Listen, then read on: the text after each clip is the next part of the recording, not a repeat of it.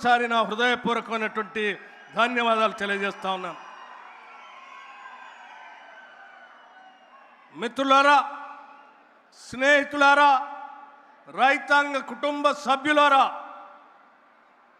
మీ అందరికీ లక్షలాదిగా తరలి వచ్చిన మీతో పాటు రాష్ట్ర వ్యాప్తంగా చూస్తున్నటువంటి అనేక మంది ప్రజానికానికి కొన్ని విషయాలు స్పష్టంగా ఈ సభ నుంచి చెప్పాలనేటువంటి ఒక చిన్న ఆలోచన మాకు.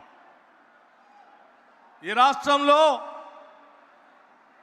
మహిళలని మహాలక్ష్ములుగా చూడాలని, పూజించాలని ఈ రాష్ట్ర ప్రభుత్వ లక్ష్యం, ఆకాంక్ష.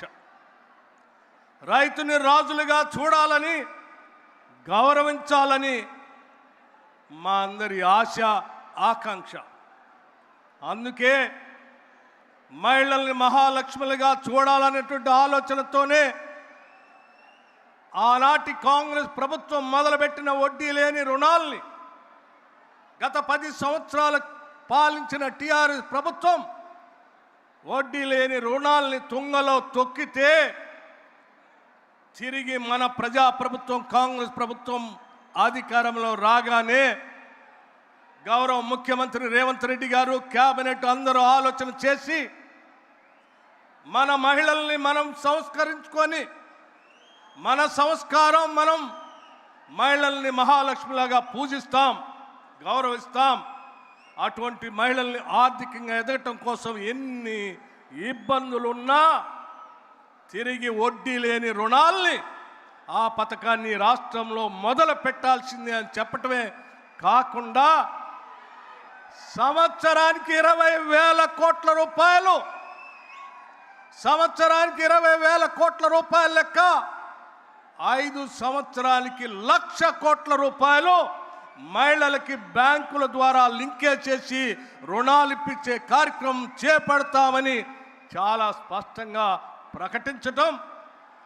ప్రకటించడమే కాదు, కేవలం 2.5 సంవత్సరాల్లో ఈ రాష్ట్రంలో ఉన్నటువంటి కోట్లాది మంది మహిళలకి 67,000 కోట్ల రూపాయలని ఇప్పటికే వడ్డీ లేని రుణాల్ని బ్యాంకు లింకేజ్ ద్వారా మహిళలకు అందించడం జరిగిందని చెప్పడానికి చాలా సంతోషిస్తూ ఉన్నాం. అంతేకాదు, వడ్డీ లేని రుణాల పరిమితిని 5 లక్షల నుంచి 10 లక్షలకి పెంచాం. రాష్ట్ర వ్యాప్తంగా మహిళలందరూ కూడా ఉచితంగా బస్సులో ప్రయాణం చేసేటువంటి ఒక మహాలక్ష్మి ఆర్టీసీ బస్సు ఉచిత ప్రయాణాన్ని కూడా పెద్ద ఎత్తున ఏర్పాటు చేశాం. రాష్ట్రంలో ఉన్నటువంటి మహిళలు కోటీశ్వరులుగా మారటానికి వ్యవస్థలో అందుబాటులో ఉన్న ప్రతి అవకాశాన్ని కూడా వ్యాపారవేత్తలుగా మార్చడానికి రాష్ట్ర ప్రభుత్వం మహిళలకి అన్ని వేళలా అందుబాటులోకి వచ్చేటట్టుగా చేసే కార్యక్రమం మీ అందరికీ తెలిసిందే. అందులో భాగంగా పవర్ ప్రాజెక్ట్స్ కావచ్చు, పెట్రోల్ పంప్స్ కావచ్చు, క్యాంటీన్స్ కావచ్చు, ఆర్టీసీ బస్సులు కొనుగోలు విషయం కావచ్చు, ఇవన్నీ కూడా రాష్ట్ర వ్యాప్తంగా ఉన్నటువంటి మహిళల అభివృద్ధి కోసం, ఆర్థికంగా ఎదగటం కోసం ఈ రాష్ట్ర ప్రభుత్వం మహిళలని మహాలక్ష్ములుగా చూడాలని ఆకాంక్షతో చేస్తున్నటువంటి కార్యక్రమం. అందుకే రాష్ట్ర వ్యాప్తంగా ఉన్న మహిళలందరినీ మీరందరూ ఎదగాలి, కోటీశ్వరులుగా మారాలి అనేదే మా ప్రభుత్వ లక్ష్యం, ఆశ, ఆకాంక్ష కూడా. అలాగే వ్యవసాయ రంగం విషయానికి వస్తే, వ్యవసాయం వృత్తి కాదు, వ్యవసాయం అది మన సంస్కృతి, మన జీవన విధానం. వ్యవసాయం మీద రాష్ట్ర ప్రభుత్వం ఇచ్చేటువంటి సంక్షేమ కార్యక్రమాల పేరు మీద ఇచ్చే నిధులు ఉచితాలు కాదు. అది రాష్ట్రానికి వచ్చేటువంటి స్థూల ఉత్పత్తి ఆదాయానికి కావలసిన పెట్టుబడులుగా రైతాంగ సోదరులకి రాష్ట్ర ప్రభుత్వం రైతు భరోసా పేరు మీద పెద్ద ఎత్తున నిధులు ఇస్తూ ముందుకు పోతా ఉన్నాం. ఇది మామూలు విషయం కాదు. ఒక్కసారి ఆలోచన చేయండి మిత్రులారా. గత టీఆర్ఎస్ ప్రభుత్వం రైతు బంధు పేరు మీద కేవలం 5,000 రూపాయల ఎకరానికి ఇవ్వాలని ఆలోచన చేస్తే కూడా వాళ్ళు ఆ రైతు బంధు ఇచ్చే కార్యక్రమం 145 రోజుల నుంచి 169 రోజులు ఇచ్చేవాళ్ళు. కానీ మన ప్రభుత్వం ఈ ముఖ్యమంత్రి రేవంత్ రెడ్డి గారు, వ్యవసాయ శాఖ మంత్రి తుమ్మల నాగేశ్వరరావు గారు, మన కేబినెట్ శాసన మంత్రులందరూ కలిసి ఒకటే మాట చెప్పారు. ఏది ఏమైనా రైతాంగ సోదరులకి మనం రైతు భరోసా 9 రోజుల్లో 9,000 కోట్ల రూపాయల్ని వారు అకౌంట్లో వేసి తీరాల్సింది అని చెప్పి, ఆ రకంగా గత వానాకాలంలో కూడా కేవలం 9 రోజుల్లో 9,000 కోట్ల రూపాయల్ని మీ అకౌంట్లో వేసాం. ఈరోజు కూడా 30వ తారీఖు నాడు మొదలుపెట్టినటువంటి రైతు భరోసా కార్యక్రమం 9,000 కోట్ల రూపాయలకు సంబంధించిన అంశం మీ అందరి సమక్షంలో ఇదే ప్రాంగణంలో 30వ తారీఖు నాడు ఇదే ముఖ్యమంత్రి గారి చేతుల మీద ఇక్కడ నుంచే ప్రారంభోత్సవం చేయాలనేటువంటి ఆలోచన ఆ రోజు చేశాం. ఆ చేసిన ఆలోచనకి వరుణ దేవుడు కూడా ఆశీర్వదించి ఈడ పెద్ద ఎత్తున వర్షం కురిపించి మనల్ని ఆశీర్వదిస్తే ఇది రైతులకు కావాల్సినటువంటి అంశం. మనం హైదరాబాదులో మొదలు పెడదాం. మళ్ళీ ఈ చింతకాని మండలం జగన్నాథపురం వత్కేపల్లి క్రాస్ రోడ్లో లక్షలాది మంది సమక్షంలో చివరి 1,009 కోట్ల రూపాయలు ఇక్కడి నుంచే గౌరవ ముఖ్యమంత్రి గారి చేతుల మీదుగా మీట నొక్కి టింగ్ టింగ్ టింగ్ వాళ్ళ అకౌంట్లో డబ్బులు పడేటట్టుగా చేసే కార్యక్రమాన్ని ఈరోజు ఇక్కడ ఏర్పాటు చేశాం. ఎప్పటికే 8 ఎకరాలకు వరకు ప్రతి రైతు అకౌంట్లో డబ్బులు పడ్డాయి. ఈరోజు 9 నుంచి 54 ఎకరాల వరకు ఉన్నటువంటి 16,81,000 ఎకరాలకు సంబంధించి 1,009 కోట్ల రూపాయల్ని 1,009 కోట్ల రూపాయల్ని మీ అందరి సమక్షం నుంచి ఇక్కడ నుంచే రిలీజ్ చేసే కార్యక్రమం జరగబోతా ఉంది. అందుకే మీ అందరూ కూడా పెద్ద ఎత్తున మీ సమక్షంలో 9 రోజుల్లో 9,000 కోట్లు వేసే ప్రభుత్వాన్ని గుండెల నిండా ప్రేమతో, మనసు నిండా అభిమానంతో ఆశీర్వదించవలసిందిగా మీ అందరికీ నేను విజ్ఞప్తి చేస్తూ ఉన్నాను. మిత్రులారా, కేవలం రైతు భరోసా మాత్రమే 9,000 కోట్లు రిలీజ్ చేసి మేము అక్కడ కూర్చోలేదు. రైతుని రాజుగా చూడాలనేటువంటి ఆలోచనతో రైతు భరోసాతో పాటు పండించిన మీ పంటని, ధాన్యం కొనుగోలుని సివిల్ సప్లై శాఖ మంత్రులు ఉత్తమ్ కుమార్ రెడ్డి గారి నాయకత్వంలో కొనుగోలు చేయటమే కాదు, కొనుగోలు చేసిన ధాన్యాన్ని మీ అకౌంట్లో టంచనగా నిధులు వేసిన సంగతి కూడా మీ అందరికీ తెలిసిందే. మీరు మొక్కజొన్న పండిస్తే, జొన్న పండిస్తే ఈ దేశంలో ఏ రాష్ట్రం కొనుగోలు చేయకపోయినా మన రాష్ట్రంలో, మన ప్రాంతంలో మన రైతాంగ సోదరులు మొక్కజొన్న పండించారు, జొన్నలు పండించారు. వాళ్ళ కొనుగోలు చేయకపోతే అన్యాయం అయిపోతారంటే మార్కెట్ నుంచి మొక్కజొన్నని, జొన్నల్ని వ్యవసాయ శాఖ మంత్రి గారు తుమ్మల నాగేశ్వరరావు గారు ముఖ్యమంత్రి గారు ఆదేశాలతో, కేబినెట్ ఆదేశాలతో పెద్ద ఎత్తున కొనుగోలు చేసి మీ అందరికీ డబ్బులు ఇచ్చిన సంగతి కూడా మీ అందరికీ తెలిసిందే.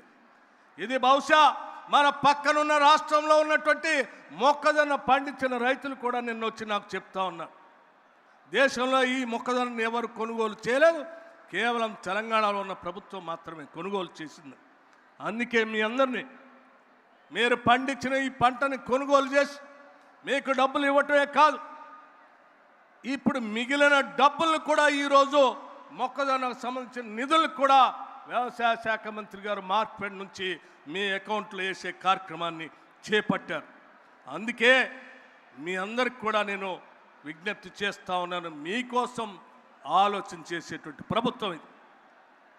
రైతుల కోసం కేవలం రైతు భరోసాయే కాదు, కొనుగోలు ఒక్కటే కాదు, రైతు రుణమాఫీ 21,000 కోట్ల రూపాయలు లక్షలాది మంది రైతాంగ సోదరుల అకౌంట్లు వేసాం. ధాన్యం కొనుగోలు సంబంధించి బోనస్ పేరు మీద పెద్ద ఎత్తున నిధులు ఇచ్చాం. ఇన్సూరెన్స్ ఫార్మర్స్ సంబంధించి రైతాంగ సోదరులకి ఇన్సూరెన్స్ సంబంధించి రాష్ట్ర ప్రభుత్వం నిధులు కట్టింది.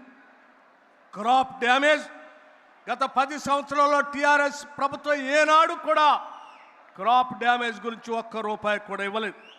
చివరికి బోనకల్ మండలంలో క్రాప్ డ్యామేజ్ జరిగితే ఆనాడు ఇక్కడికి వచ్చిన ముఖ్యమంత్రి ప్రకటించి వెళ్ళాడు తప్ప ఒక్క రూపాయి కూడా ఇవ్వలేదు. మన ప్రజాప్రభుత్వం క్రాప్ డ్యామేజ్కి డబ్బులు ఇచ్చింది. ఇందిరమ్మ ఆత్మీయ భరోసా, farm mechanisation, central schemes, irrigation schemes expenditure, ఇతర వ్యవసాయ అవసరాలు స్కీమ్స్ సంబంధించి మొత్తంగా కేవలం 2.5 సంవత్సరాల్లో 1,67,877 కోట్ల రూపాయల్ని వ్యవసాయ రంగానికి రైతుల కోసం ఈ రాష్ట్ర ప్రభుత్వం ప్రజాప్రభుత్వం వెచ్చించింది అని చెప్పడానికి నేను చాలా సంతోషిస్తా ఉన్నాను. మిత్రులారా, ఇదంతా కేవలం 2.5 సంవత్సరాల్లో మాత్రమే చేసింది. అంతేకాదు, మీ అందరికీ తెలియాల్సిన మరొక విషయం, చాలామంది పెద్ద మనుషులు కాంగ్రెస్ వస్తే కరెంట్ ఉండదని మాట్లాడారు. నేను వాళ్ళందరూ చాలా స్పష్టంగా చెప్పాను, కాంగ్రెస్ అంటేనే కరెంటు, కరెంట్ అంటేనే కాంగ్రెస్, ఉచిత కరెంటు పేటెంట్ కాంగ్రెస్ పార్టీ అనే సంగతి చెప్పాం.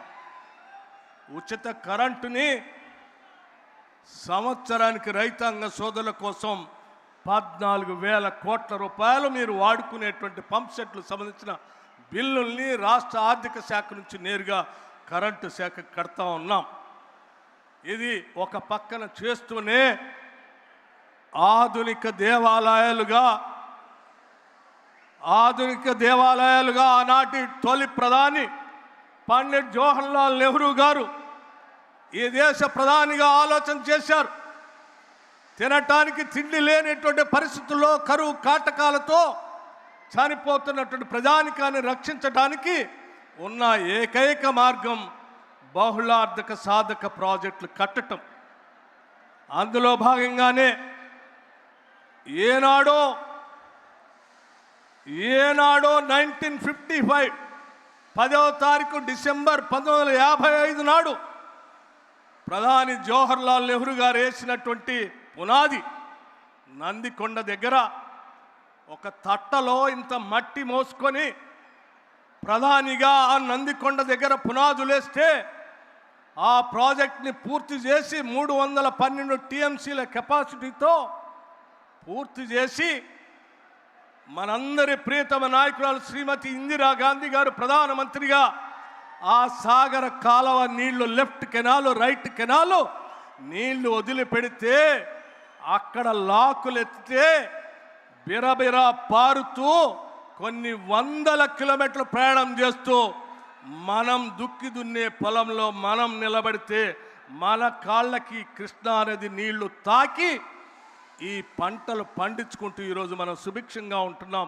చివరికి చింతకాణి మండలంలో ఉన్నటువంటి రైతులంతా ఈరోజు 5 ఏళ్లతో అన్నం తింటున్నామనంటే అది కేవలం నాగార్జున సాగర్ నీళ్లు మాత్రమే తప్ప ఆ తర్వాత ఒక్క చుక్క నీరు కూడా ఎవరు మనకి ఇవ్వలేదు.